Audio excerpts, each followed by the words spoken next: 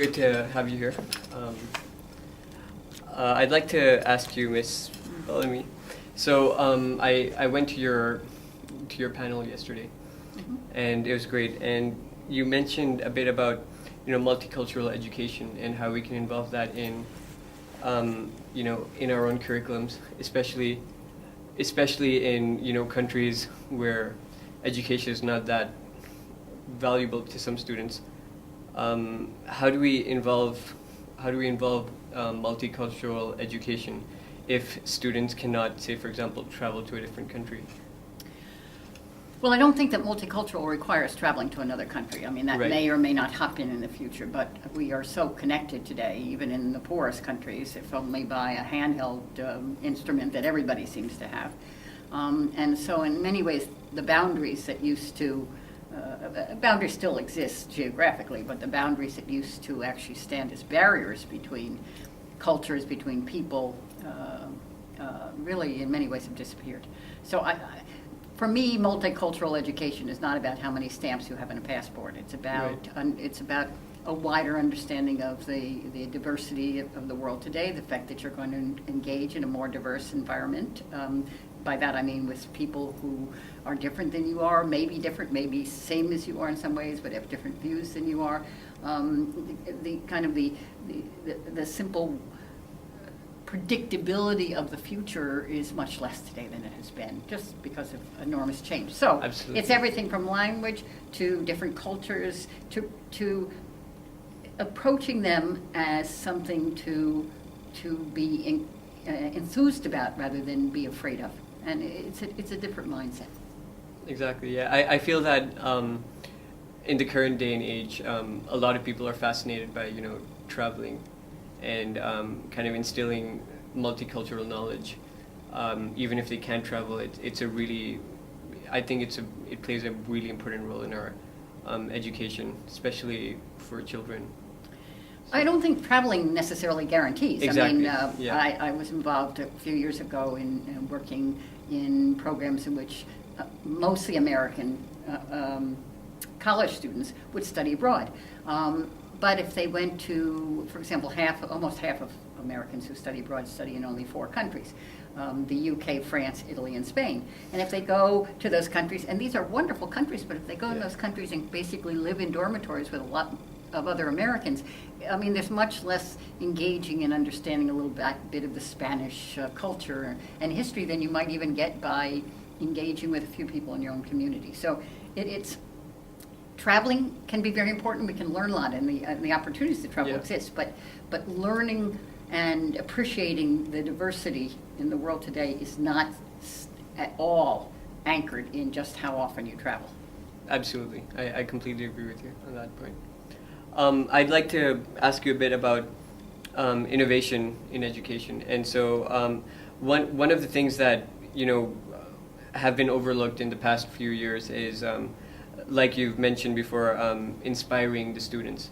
And so what happens is in a lot of educational institutions, like schools, for example, in India and Pakistan, where I'm from, what I've noticed is that the education system is kind of like you just read a book, take an exam, and that's it. And it's either a pass or fail thing. But the whole idea of inspiring your students I feel it's very important. What would you suggest to inspire students? Like how would these people inspire their students? The teachers, for example. Again, I don't think there's a simple solution. Teachers have a lot to do with it. Who Right. the teacher is, how interested the teacher is, the opportunity the teacher has to actually bring his or her own innovative ideas to a classroom. If it's very focused on rote learning, testing, there's going to be less innovation.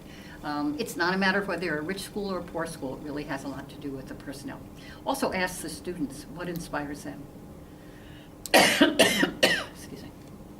Yeah. I think we have to do a lot more listening to young people. That doesn't mean everything that young people say you have to immediately change. But listen, Absolutely. ask them.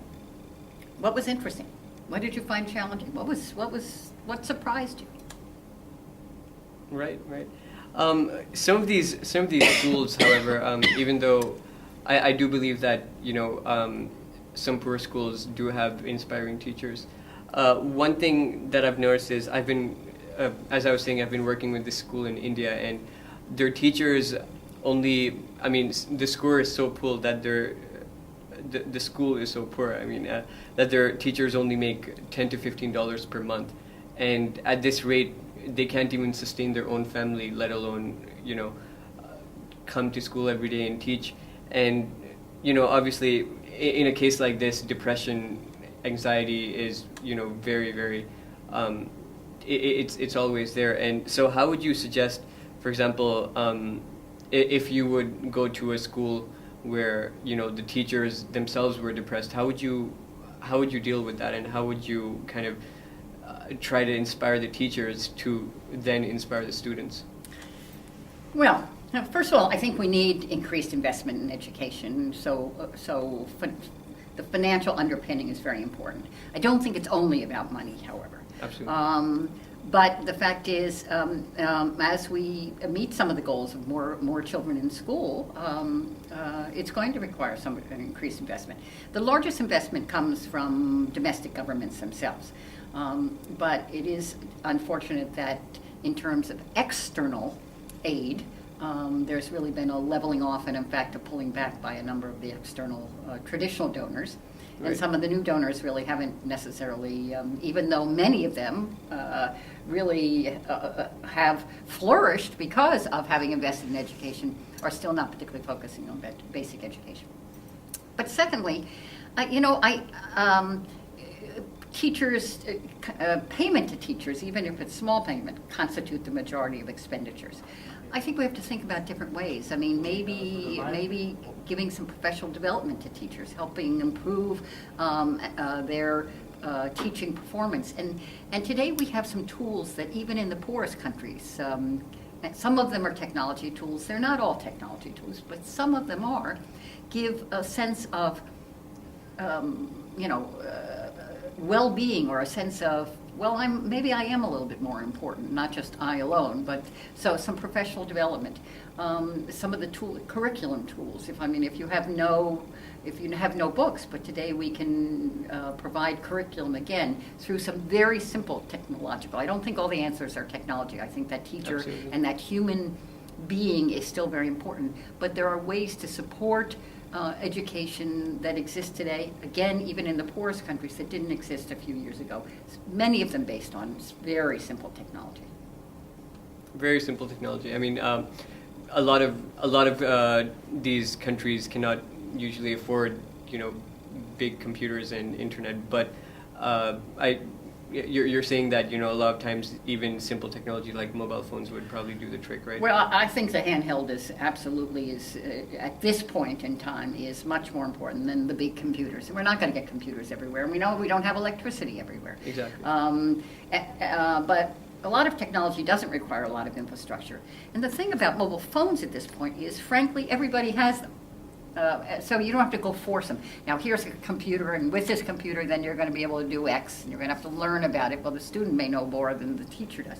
But with, again, handheld, I'm not suggesting, I am not one of those people who thinks that only technology will save everything, but I do think that there are some tools that now exist that allow for sharing of curriculum, teacher training, even paying teachers in rural areas. So assuming the teachers even gone to the rural area, which has always been a challenge to get teachers to go to the rural areas. If they did go, very often they had to leave halfway through the week to come to the capital to get paid. But if they knew they could get paid through these this kind of technology. So it's one way. It's also giving them teachers, and I also don't want to stop only at teachers. It's the school leadership, I think, is very important. Giving them opportunities to improve their particular techniques or capacity. And the community becomes very important too, engaging the community. So there's nothing, you start with the teacher, but you've got to listen to the students, you've got to engage the community. It is, in my view, education is, and I've said it in the past, should not be just left only to the educrats, if I might say. It really has to be, we have to see it as a more open environment today. Absolutely, absolutely. So that brings us to kind of the conversation about education within third world countries, and let's say the comparison between education in rural environments and education in urban environments. Do you think it's necessary for us to kind of have the same sort of parallel education, in the sense that, for example, physics, both rural and urban environments should be learning the same type of physics or same type of biology? And if so, how do you think that a method of such a method could be implemented in order to assist learning of the same exact material? Well, I'm reluctant to create different levels of education, but I think it's fair to say, particularly when you're talking now secondary school in rural areas, you may not be able to have the range of targeted teaching capacity that you would normally find in a secondary school, even in a poor urban school where you may at least be able to have the math teacher and the science teacher. You may not have all of the skills. But there are different models. Smaller schools that perhaps don't have a full science lab, but have at least some elements of it. And then again, I talk a little bit about technology that might be able to bring in some of the other elements. So I don't think, you can't write off rural education. You have to understand that people are living in rural areas. Exactly. And you want the girls as well as boys to be coming to school. And it's really important. Yeah. We've learned now the value of even primary education is lost unless there's a continuation into secondary education. Absolutely. But your models may look a little different. You may not be, and you know what?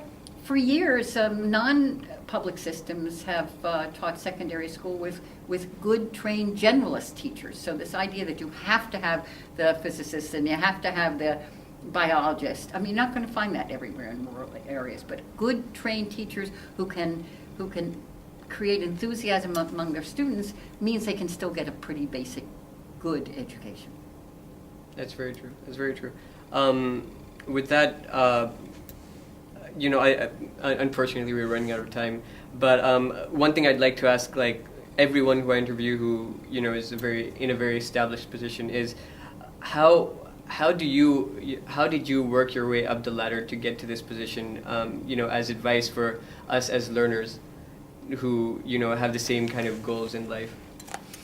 Well, I'd like to tell you I planned it very carefully, but I didn't. And sometimes I was lucky. I worked very hard. I took education seriously. Sometimes, frankly, when I spend a little time in politics, and when you lose an election, you have to go find a new job. So sometimes your career path changes a little bit. I would say a couple things. One, we live in a world today where while you will train for something, you're unlikely to spend your entire life doing that. So Right. you have to be prepared and open for opportunities. Okay? Even if you become an engineer, okay, you're an engineer, but you may have thought you were going to do this, and there may be other opportunities to other things, and maybe there'll be a time when it's not even engineering based or something along that line. So be open to opportunities. So, and sometimes it's not always upward. Sometimes it's actually parallel if you do something new, but if the opportunity for movement upward is faster by doing a parallel move, Right. keep that in mind at least. Yeah. It's an opportunity, it's not guaranteed, so you have to take advantage of that opportunity. But I think sometimes people only look to see if the job has a bigger title and a bigger title and a bigger title, whereas sometimes if you demonstrate capacity, even with a parallel move, sometimes you're going to move faster. And then do at least like what you do. I mean, if you don't like what you do, I know everybody wants a job, so maybe particularly starting out, you may not love it. Yeah. But you got to get up in the morning and be at least pretty happy that you're going off to do whatever you're doing, because if not, you won't do it well, and you just won't be good. That's great. That's great. Thanks a lot. Well, today we had Miss Carol Bellamy with us. She's the chair of Board of Directors, Global Partnership for Education. She was also the former executive director for UNICEF. Thanks a lot for being with us. Thank you.